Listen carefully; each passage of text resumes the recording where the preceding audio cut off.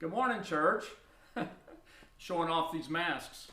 Barbara Brooks is sewing masks, and she's provided 3 for me and my family. It's really, really sweet of her.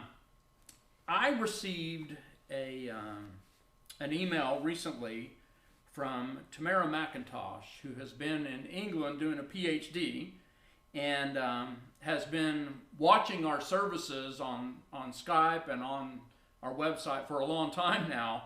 And so she has some insight that, some experience of her experience of virtual worship. And so she's written this little essay that I wanted to share with you this morning. Tamara Mcintosh, an observation on the importance of in-person Christian interaction. She says, virtual worship services, virtual Bible studies, and virtual devotionals have become the primary means of connecting our Westport Road church family during the time of COVID-19. These religion-centric online mediums allow us to continue to observe our faith traditions whilst also protecting the elderly, the ill, the immune-compromised, and frankly, everyone else. Despite the blessings that these mediums facilitate, I hope we never lose sight of the importance, the sheer necessity of in-person Christian interaction.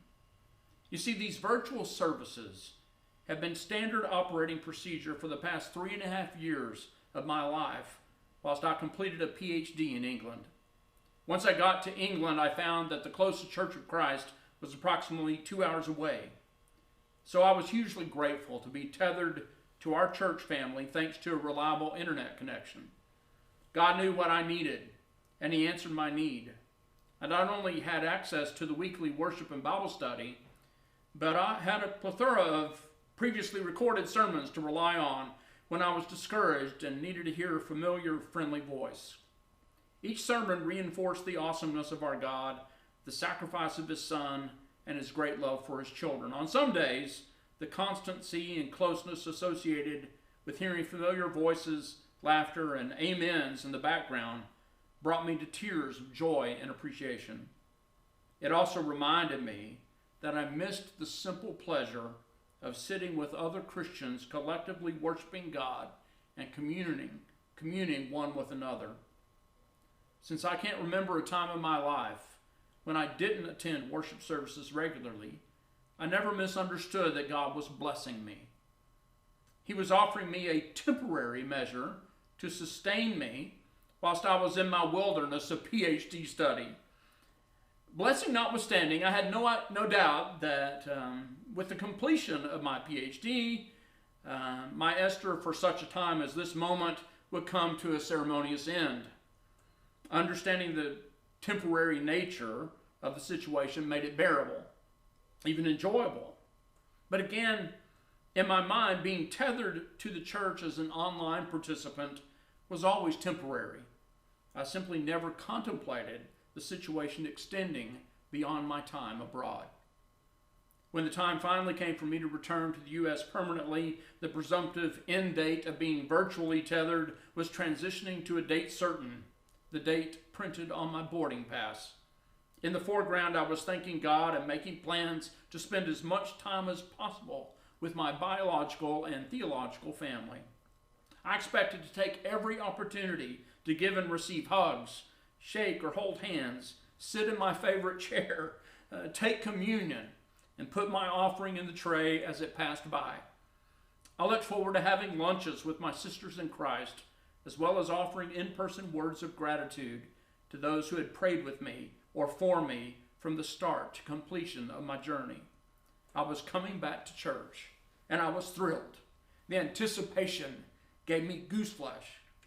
In the background, the seriousness of COVID-19 was still a discussion primarily applicable to Asian nations and those countries that seem to serve as the free movement gateway into and across Europe.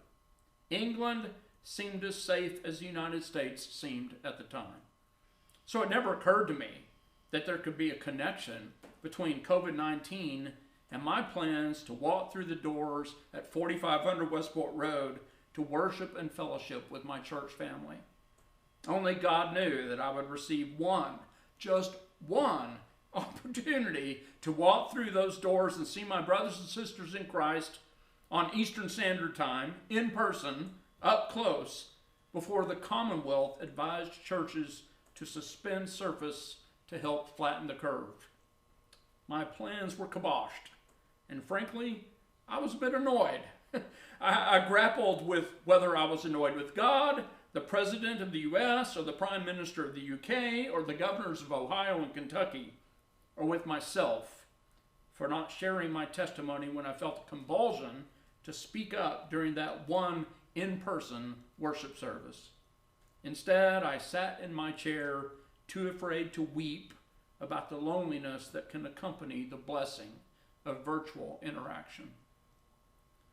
I didn't want to seem unappreciative of those who made virtual services possible for me whilst I was away, but also wanted to share with my Christian siblings the lesson I had learned about not taking church for granted. I wanted to say to them that unless you're physically or mentally unable, please get up, come out, and appreciate the availability of a place to congregate. I wanted to advise them against getting too comfortable worshiping and taking communion in their living or dining rooms. After 3 years of virtual services, I found that nothing compares to in-person Christian interaction. Coming together is truly a blessing from God.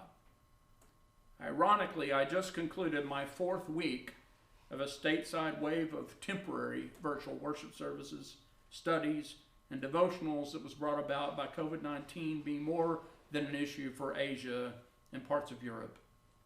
As the Lord ushered me across the Atlantic just before the doors to this nation closed, I have no doubt that He has never and will never leave or forsake His children. Moreover, the availability of virtual tethering for followers of Christ is an unmistakable blessing and a testament to how God can use technology to keep us connected in these unprecedented times. However, I would be remiss if I did not admit that I feel keenly the suspension of our church family's practice of in-person worship, fellowship, and study. Until we meet again in person, I'm left savoring that one in-person worship service that was such a pleasure to experience. I was able to come home, and there's no place like home. My observation: I will always be aware of the fact that the church is more than the building. As we are often reminded, we are the church. However, I think it's safe to say that I will never underestimate or underappreciate the importance of being able to come together in that building to interact, to reconnect, refresh, and reinvigorate each other with Christian love each week as we attempt to be the light and salt for the world. I pray that this pandemic is over soon, as I miss you, Westport Road.